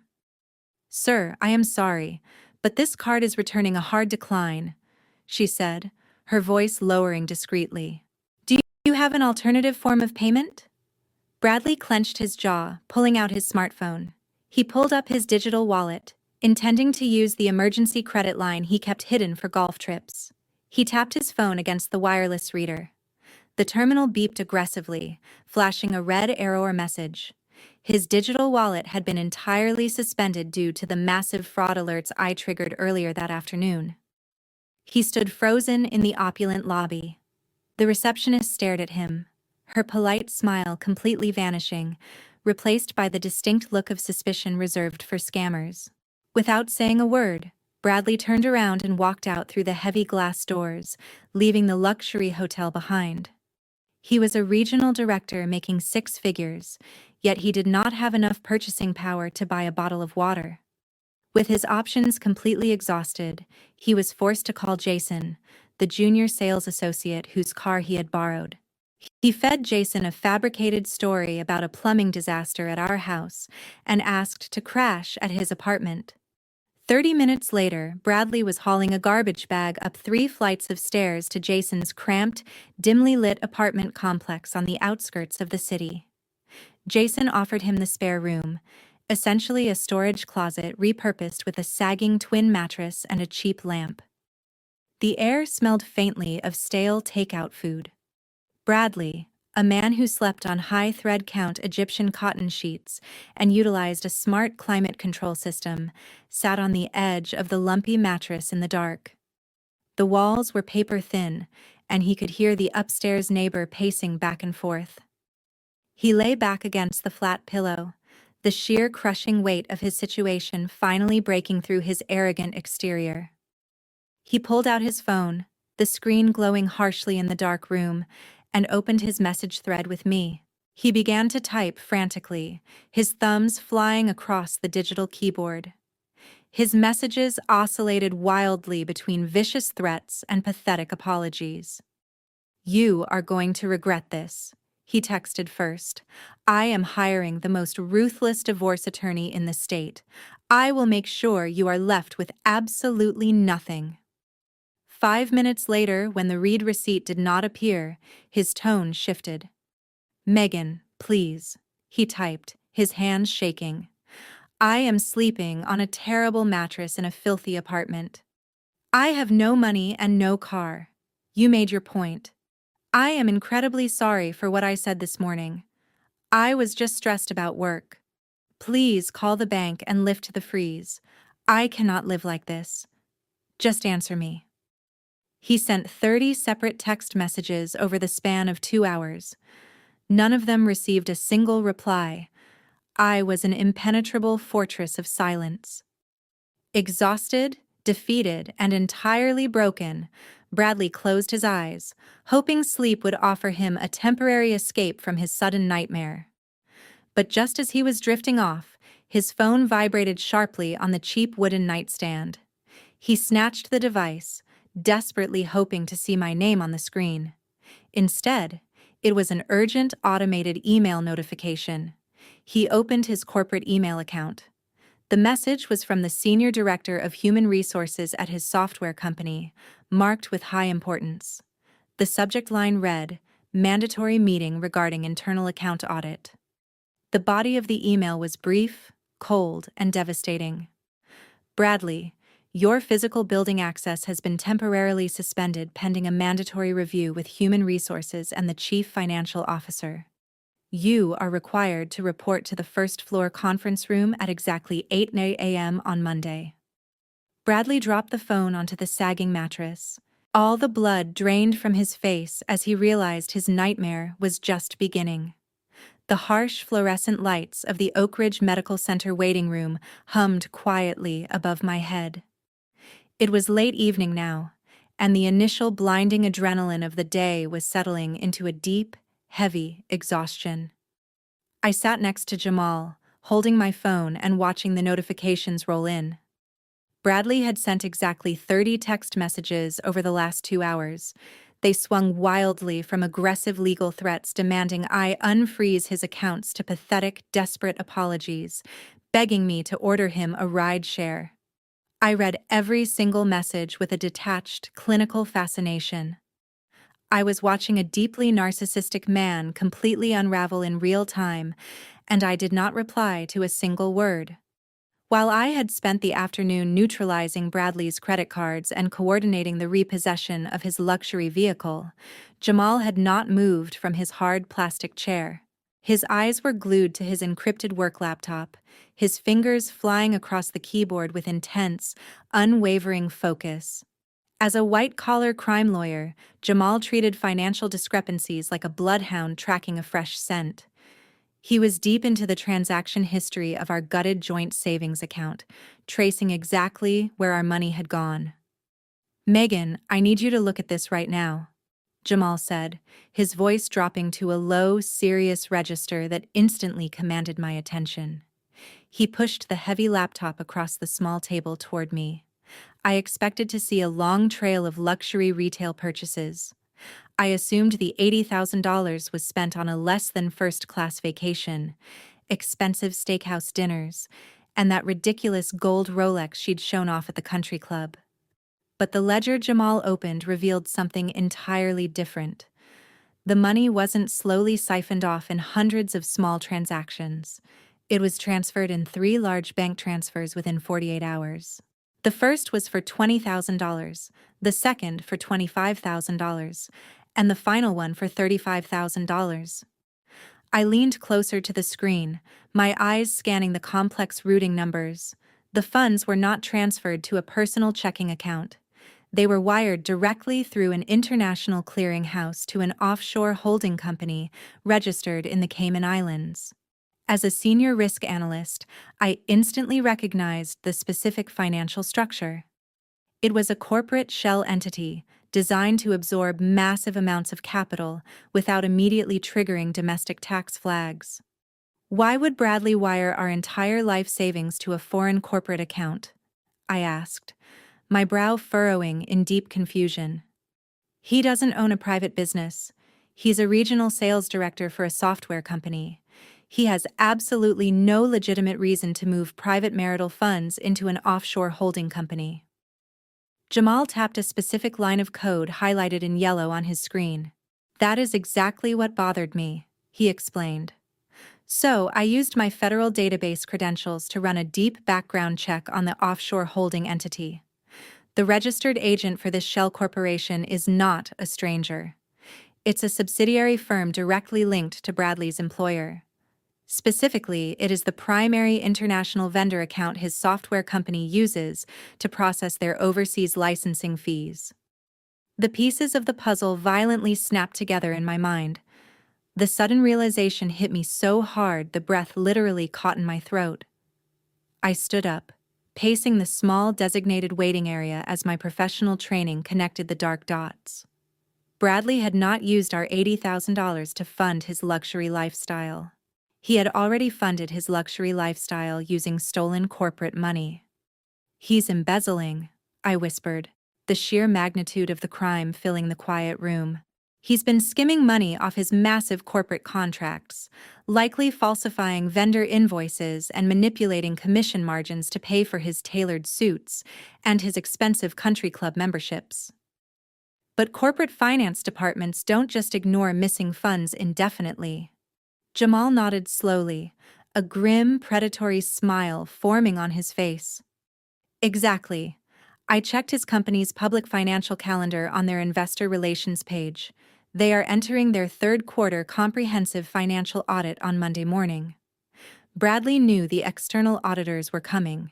He knew they would scrub every single ledger and immediately find the massive deficit he created in the international accounts. He panicked. I continued, my voice gaining strength as the entire picture became crystal clear, drained our entire life savings at the absolute last possible second to silently cover his tracks. He wired our money into the corporate account to artificially replace the missing funds before the auditors arrive tomorrow morning. He thought he could just wipe out our security net balance, his company books, and act like nothing happened. He was perfectly willing to sacrifice my financial future and my mother's health just to keep himself out of a federal penitentiary. I looked down at my phone, staring at his pathetic text messages, begging for a place to sleep. He thought the worst thing that happened to him today was losing his $92,000 car. He had absolutely no idea that I was now holding the exact financial evidence needed to completely destroy his career and put him behind bars. The revelation of the Cayman Islands offshore account completely vaporized any lingering hesitation I had left. I did not feel sorrow for the end of my marriage. I only felt the cold, sharp precision of a financial risk analyst staring at a highly actionable data set. Bradley had crossed the line from a terrible husband to a federal criminal. I pulled my own work laptop from my bag, which Sophie had managed to grab from the house when she went to evict him. I set it up next to Jamal's encrypted machine on the small hospital table. We were no longer just a family dealing with a medical emergency. We were a highly specialized strike team, dismantling a corporate fraud ring. I need to compile the documentation, I told Jamal, my fingers already flying across my keyboard. If I just call his company and scream that my husband is a thief, human resources will write me off as a bitter, soon-to-be ex-wife trying to cause trouble. They might even tip him off. I need to hand them a bulletproof financial dossier that their incoming auditors cannot possibly ignore. Jamal nodded in agreement. Do not use your personal email address, he advised, leaning over to watch my screen. Create a secure, encrypted protocol. We want to trigger a massive internal panic before he even tries to walk into the building tomorrow morning. I spent the next hour building the ultimate kill shot. I did not cry. I did not check my phone to read any more of Bradley's pathetic messages begging for a ride home. I operated purely on muscle memory from my rigorous career. I created a master digital document. I titled the first page, Executive Summary of Embezzlement and Wire Fraud. I meticulously screenshotted the $80,000 withdrawal from our joint savings account, highlighting the exact timestamp and Bradley's digital authorization signature. Next, I attached the federal background data Jamal had pulled, showing the direct linkage between the Cayman Islands Shell Corporation and the software company's international vendor accounts. Finally, I mapped out the exact timeline, proving that Bradley moved the stolen funds exactly 48 hours before the scheduled third-quarter financial audit. I laid the data out so clearly that a first-year accounting student could see the embezzlement trap. While I was finalizing the digital binder, the heavy double doors of the trauma unit finally swung open. A surgeon in green scrubs walked out, pulling his surgical mask down. I stood up immediately, my heart pounding against my ribs. Your mother did exceptionally well, the surgeon said, offering a tired but genuine smile. We successfully placed 2 stents. Her heart rhythm is completely stabilized. She is resting in the intensive care recovery wing right now. You can see her briefly in an hour. A massive wave of relief washed over me, so powerful my knees almost buckled. Sophie let out a loud sob and hugged Jamal tightly. My mother was going to live. Bradley had left her to die on our living room floor, but she survived. That absolute confirmation was the final green light I needed to finish him. I sat back down at the table and opened a secure encrypted email browser. I navigated to the software company's corporate directory and located the direct email address for Harrison Cole, the chief financial officer. Harrison was a notoriously ruthless executive who cared entirely about the company's bottom line and strict federal compliance. I drafted a clinical, precise message. Mr. Cole, attached is a highly sensitive financial dossier regarding your regional sales director, Bradley. This document contains irrefutable evidence of ongoing corporate embezzlement, vendor invoice manipulation, and wire fraud involving your Cayman Islands subsidiary accounts. The stolen corporate funds were temporarily replaced this weekend using $80,000 in stolen private domestic assets in a desperate attempt to bypass your Monday morning third-quarter audit. I strongly advise you to freeze his physical building access and secure his corporate servers immediately. I attached the heavy document file. I did not sign my name. I simply hit the send button. And it was 9 p.m. on a Sunday night. I knew executives at that high level were obsessively checking their emails in preparation for the massive Monday audit. I sat back in the hard plastic chair staring at the blank screen. The trap was fully set. The dossier was now in the hands of the one man who had the power to instantly destroy Bradley's career. I expected to wit. It was a direct response from Harrison Cole. There was no greeting, no formalities. The message contained only a single sentence. I reviewed the attached documents. Our internal security division is locking his credentials immediately. Contact me on this secure number as soon as possible. Bradley woke the next morning to the harsh vibration of his phone alarm buzzing against the cheap wooden nightstand beside Jason's guest bed. His entire body ached from sleeping on the sagging twin mattress. The second he opened his eyes, the full reality of the previous day crashed back into him. The frozen accounts, the repossessed Tesla, the humiliation at the country club. He dragged himself into the cramped bathroom and stared at his reflection in the mirror. He looked terrible. His hair was flattened on one side, dark circles hung beneath his eyes, and exhaustion had completely stripped away his usual polished executive appearance. He opened the ripped garbage bag he had dragged into Jason's house the night before and pulled out his favorite navy Italian silk suit. It looked destroyed. The expensive fabric was badly wrinkled, creased beyond repair, and still carried the faint smell of damp grass and dirt from where Sophie had thrown it onto the front lawn. Bradley tried smoothing it with his hands, but the material was ruined. Even then, his arrogance refused to die. He convinced himself the email from Human Resources was just a routine matter connected to the quarterly audit. Executives were always pulled into early review meetings.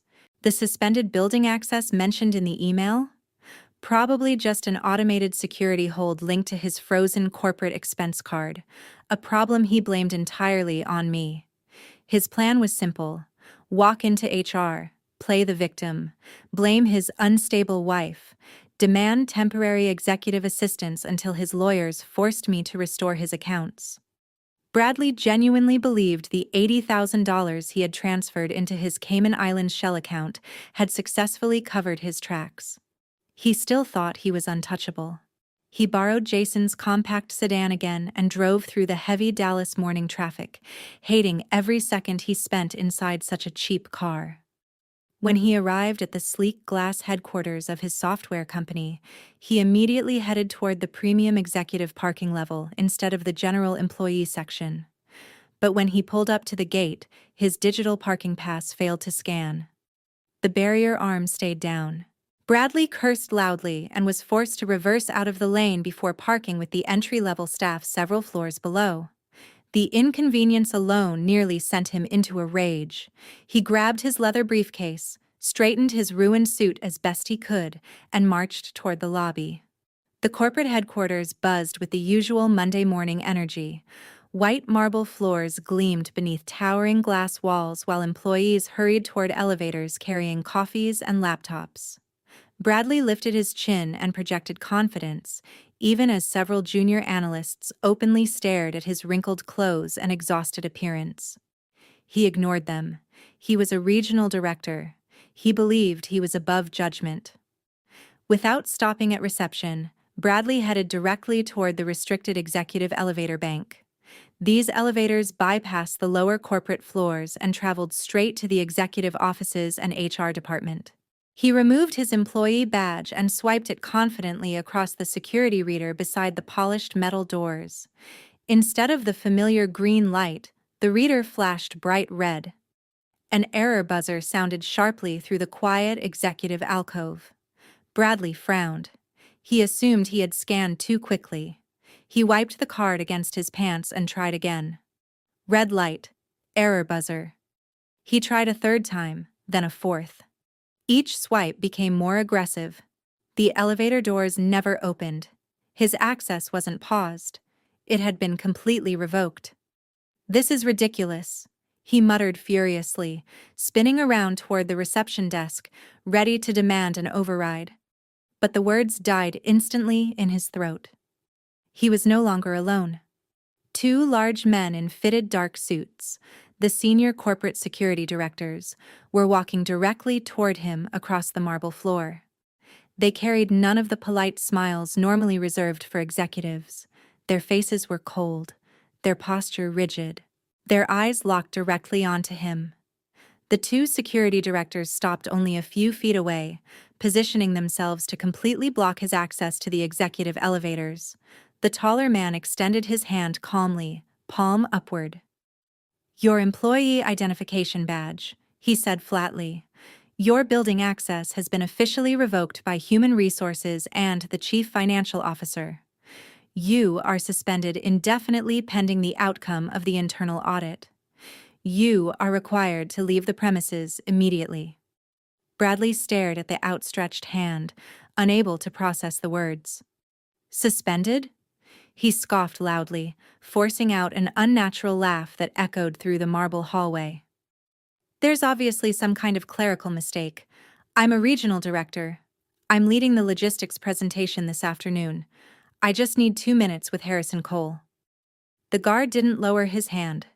Instead, he shifted slightly closer, closing the remaining space between them. Mr. Cole is currently meeting with a team of federal auditors, he replied. You are not authorized to contact him, and you are prohibited from accessing company servers. Hand over your badge, company laptop, and corporate phone immediately. For the first time, reality finally punched through Bradley's ego. He looked around the massive lobby and realized employees were slowing down to watch. People were staring, whispering. A group of junior analysts near the front desk stood frozen with coffees in their hands, openly observing the scene. Bradley felt humiliation burn across his neck. His carefully crafted image was collapsing in public. And instead of accepting it quietly, his survival instinct pushed him into full panic mode. "This is her doing!" Bradley suddenly shouted, his voice echoing across the entire lobby. He pointed wildly toward the upper floors as if the executives could hear him. "My crazy wife is behind this. We're going through a vicious divorce and she's trying to ruin my life." The entire lobby seemed to pause. Employees stopped walking completely. "She hacked our bank accounts yesterday. She drained our savings. She canceled my cards and had my luxury car stolen from a parking lot," Bradley continued, pacing frantically in his wrinkled suit. "She's feeding lies to the executive team. I'm the victim here. This is financial abuse. You can't suspend me because of some unstable woman making false accusations." The security officers remained completely unmoved. One stepped closer, voice calm but dangerously firm. "We are not discussing your marriage, sir. This is a corporate security matter. Hand over company property immediately, or we will physically restrain you and contact law enforcement for criminal trespassing." Faced with the possibility of being dragged to the floor in front of his entire department, Bradley finally snapped. He threw the expensive leather laptop bag onto the marble floor, then his company-issued phone. Finally, he ripped the ID badge from his belt and hurled it toward the second security officer. "You're making a massive mistake," Bradley snarled, chest heaving with rage and humiliation. "When my lawyers are done destroying her, I'm coming after this entire company for wrongful termination and defamation." He spun around and stormed toward the revolving glass doors, face burning with humiliation. Just before exiting, he nearly collided with his regional vice president, who was entering the building carrying a fresh coffee. The older executive paused briefly, looked at Bradley's ruined clothes, the security escort behind him, and the employees watching from the lobby. Then he slowly shook his head in disgust without saying a word, and simply stepped around Bradley as if he were a complete stranger. Bradley's face contorted, his rage momentarily replaced by a flicker of disbelief. "What? That's not—" "And you left her on the floor," I interrupted calmly, my voice a low, steady tone that cut through his bluster like a laser. "While you were busy orchestrating your fraudulent schemes and draining our accounts, my mother was fighting for her life. You didn't care. I have it all documented, Bradley. The withdrawals, the wire transfers, the Cayman Islands account. And now," I paused, letting the weight of my words sink in, "your confession."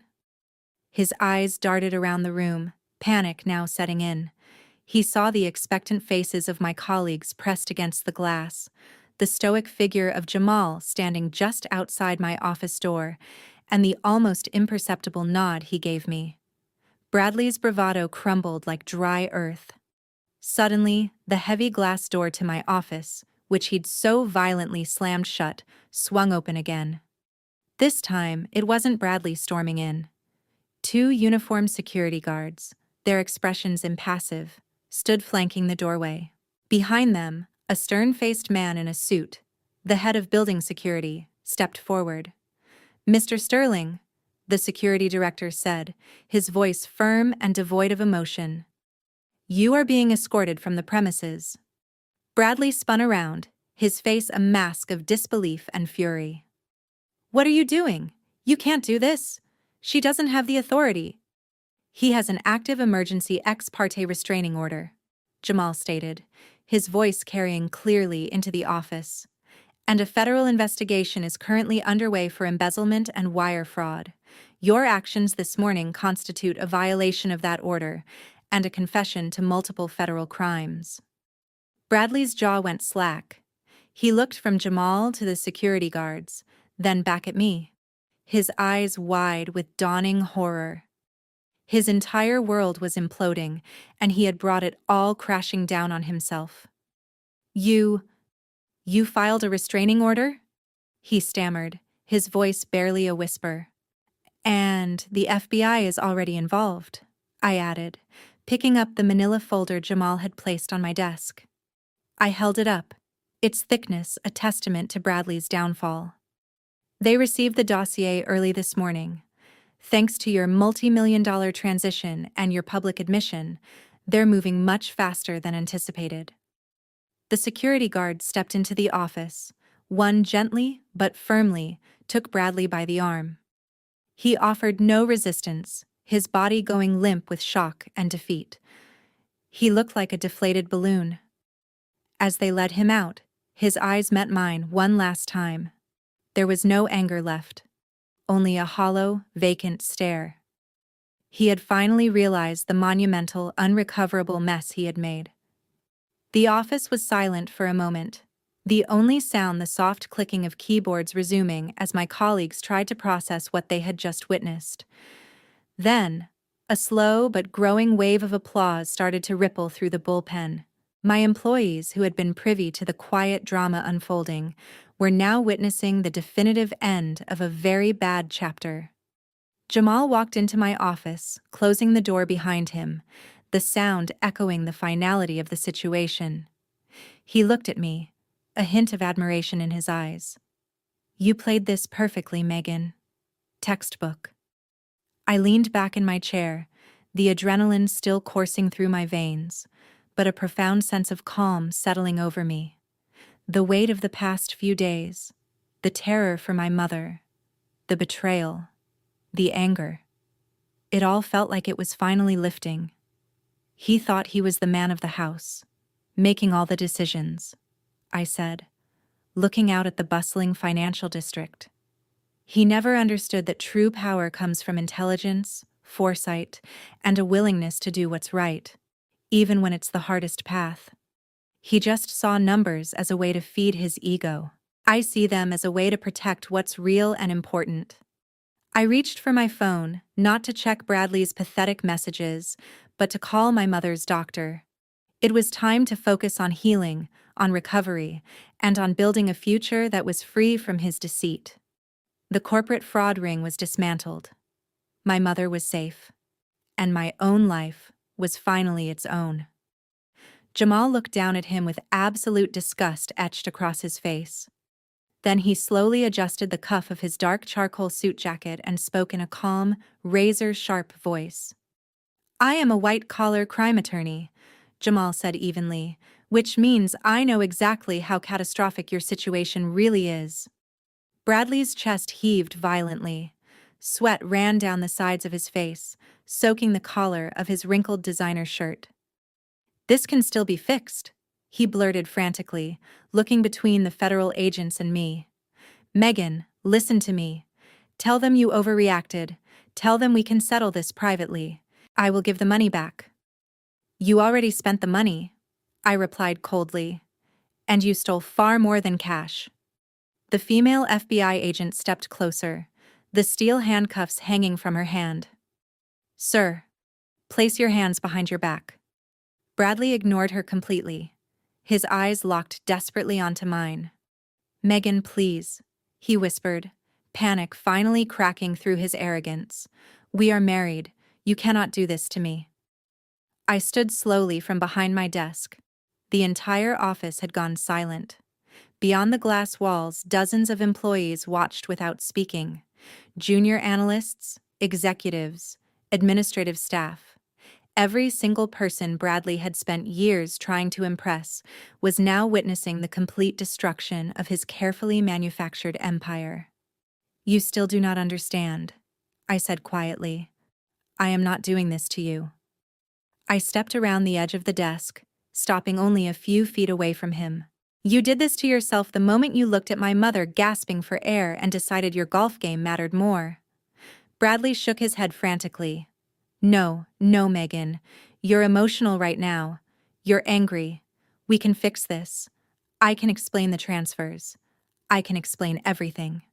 Special Agent Reynolds finally stepped forward again, his patience clearly gone. "You can explain it downtown," he said flatly. "Turn around." Bradley's breathing became shallow and erratic. For one brief second it looked like he might actually try to run. His eyes darted toward the office door, then toward the hallway beyond the glass walls. But there was nowhere to go. Corporate security blocked the exits.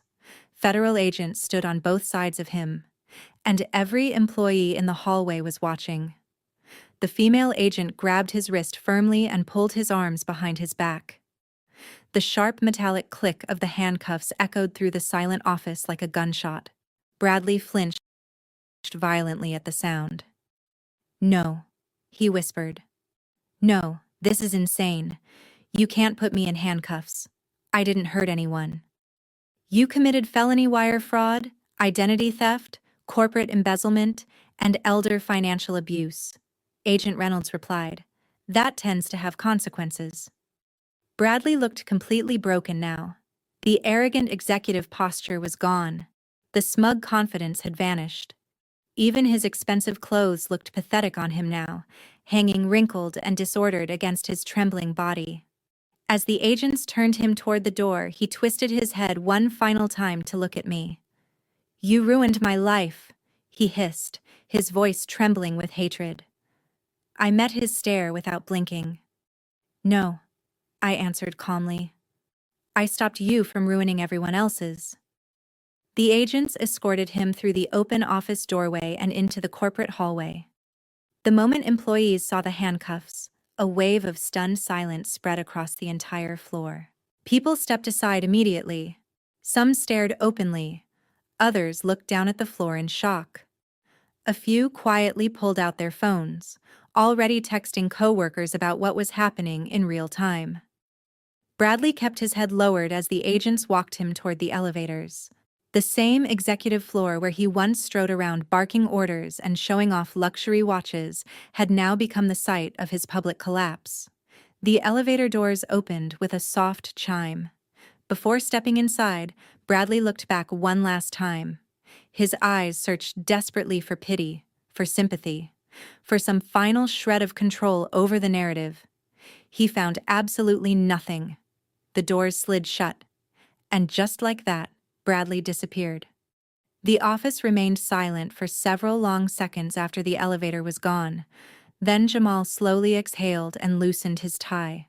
"Well," he muttered dryly, glancing at me, "that escalated exactly how I expected." A few nervous laughs broke the tension outside the office walls, but I barely heard them. For the first time in what felt like years, the crushing pressure inside my chest had finally lifted. Bradley was gone. My mother was alive.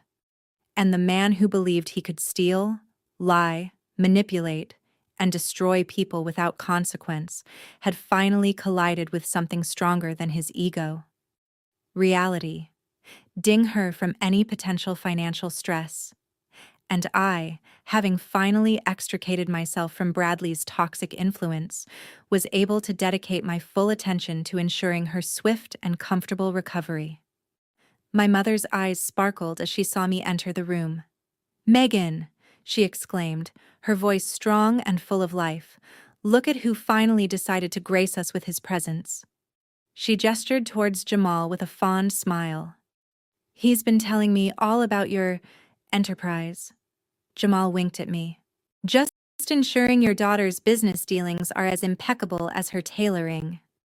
I chuckled, walking over to hug my mother tightly.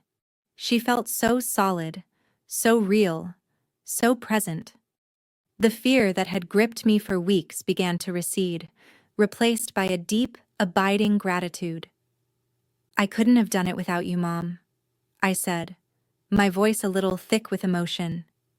Your strength and resilience were what kept me going. She patted my hand, her gaze unwavering. And you, my darling, have always been a force to be reckoned with. I knew you'd find a way to make him pay for what he did. To me, and to you. We spent the next hour sharing stories, the tension of the past weeks melting away in the warmth of family. Jamal recounted the latest developments in Bradley's legal proceedings with a lawyerly detachment that was both grim and, I had to admit, satisfying. Bradley denied the plea deal and, facing the full weight of federal charges and civil lawsuits, was now staring down potentially decades in prison. His assets were gone, his reputation in tatters, and his appeals to us for leniency had been met with polite but firm refusals. He called again this morning, Jamal mentioned casually, swirling the ice in his water glass. His public defender is apparently at his wits' end. Bradley's still insisting on some bizarre strategy of arguing he was temporarily insane from market volatility. The prosecutor just laughed. Market volatility? I repeated, a wry smile playing on my lips. Some things never change. He always blamed external factors for his own failures. Indeed, Jamal agreed. The irony is that the very financial world he so desperately tried to dominate has now systematically dismantled him. The government even seized the custom golf clubs. Apparently, they're quite valuable on the auction block. My mother let out a soft snort. Good riddance. The man had more expensive clubs than sense, always more concerned with his image than his responsibilities. As the afternoon wore on, I knew my visit had to end. My own life was humming back to normal. A new, brighter normal. The financial firm was thriving under my leadership. My colleagues treated me with renewed respect and admiration, and the constant hum of anxiety that had permeated my days was replaced by a quiet confidence. Before I left, I turned to my mother. Mom, I said, my voice serious, about the house and finances. I've arranged everything. Your credit is clear, and the mortgage is prepaid for the next 5 years. You'll never have to worry about money again. She looked at me, her eyes glistening, not with sadness, but with pride. You are a good daughter, Megan. A better one than he ever deserved. Later that evening, back in my quiet, impeccably ordered home, I poured myself a glass of wine. The silence was a balm. No frantic texts from Bradley, no passive-aggressive emails, no the constant threat of his volatile temper. Just peace. I thought about the path that had led me here, the years of enduring his narcissism, the insidious manipulation, the near disaster with my mother. It had been a brutal awakening, a crucible that had forged something new within me. I was no longer the wife playing a supporting role in his delusional drama. I was the architect of my own destiny, the strategist who had outmaneuvered the master manipulator. I raised my glass in a silent toast. To my mother's recovery, to my own liberation, and to Bradley, who had, in his own spectacular way, inadvertently gifted me the most precious thing of all: freedom. The shadow had lifted, and the future, for the first time in a long time, felt entirely, beautifully mine. You saved me from wasting my life with a man who treated human beings like obstacles to his luxury lifestyle, I said softly, my voice thick with emotion. You are not a burden, Mom. You are my mother, and caring for you is one of the greatest privileges of my life. The weeks slowly melted into months. The brutal winter storms eventually gave way to a bright and hopeful Texas spring. Mom was finally discharged from the hospital and moved back into my home.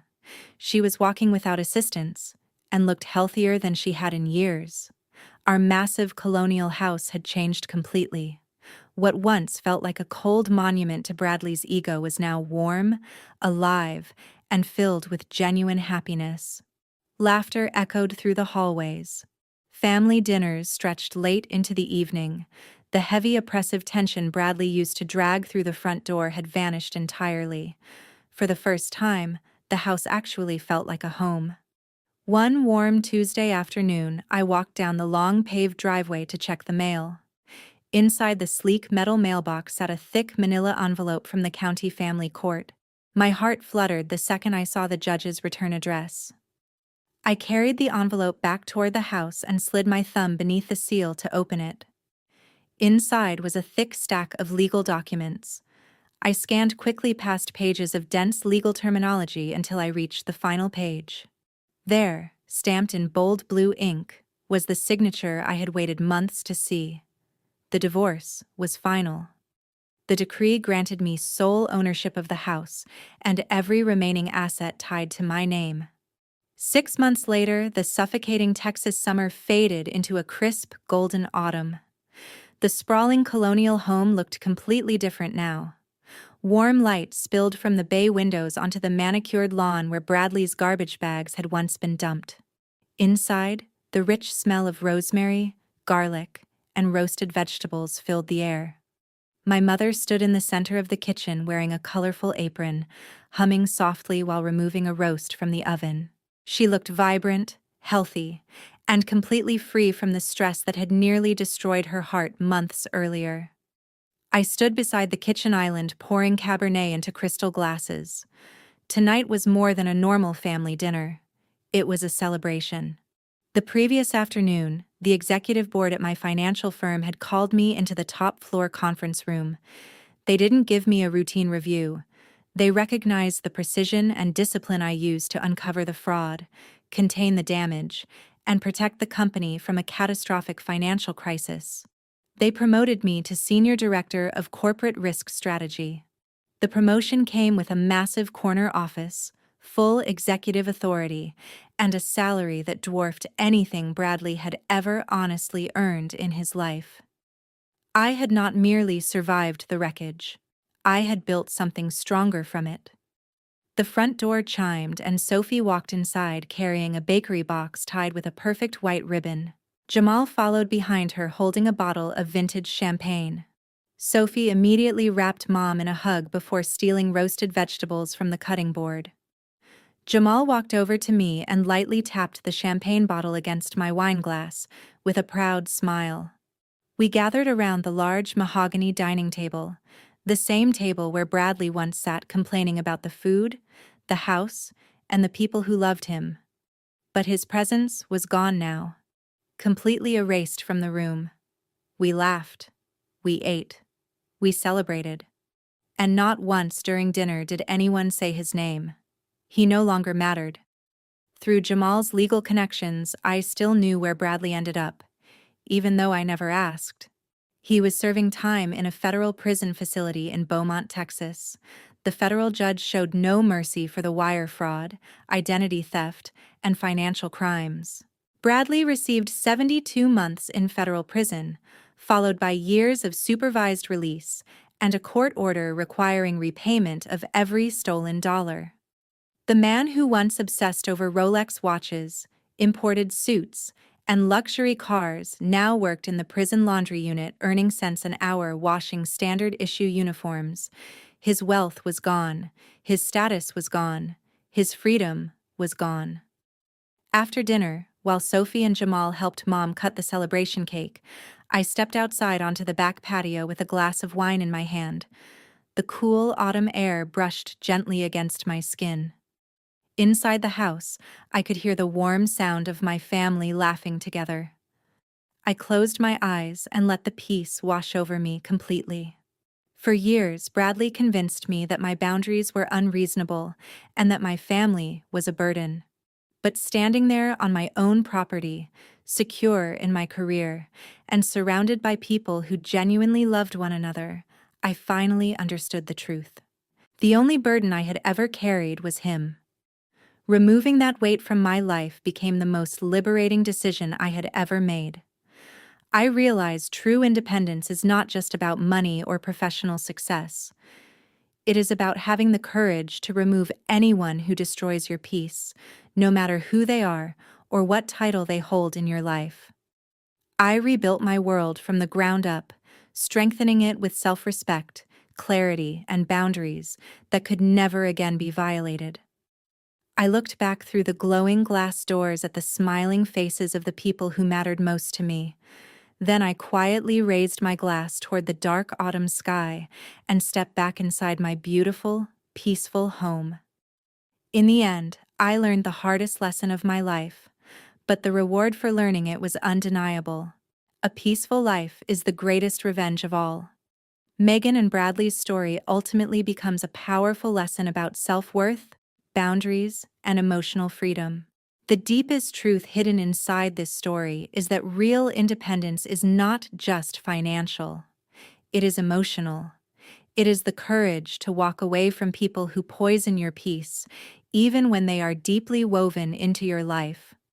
For years, Megan tolerated a narcissistic partner who viewed her family as an obstacle and her financial stability as something to exploit. Society often pressures people, especially women, to keep relationships intact at any cost, to tolerate disrespect, and to absorb emotional damage for the sake of maintaining appearances. But the moment Bradley abandoned her mother during a life-threatening medical emergency, he crossed a line that could never be undone.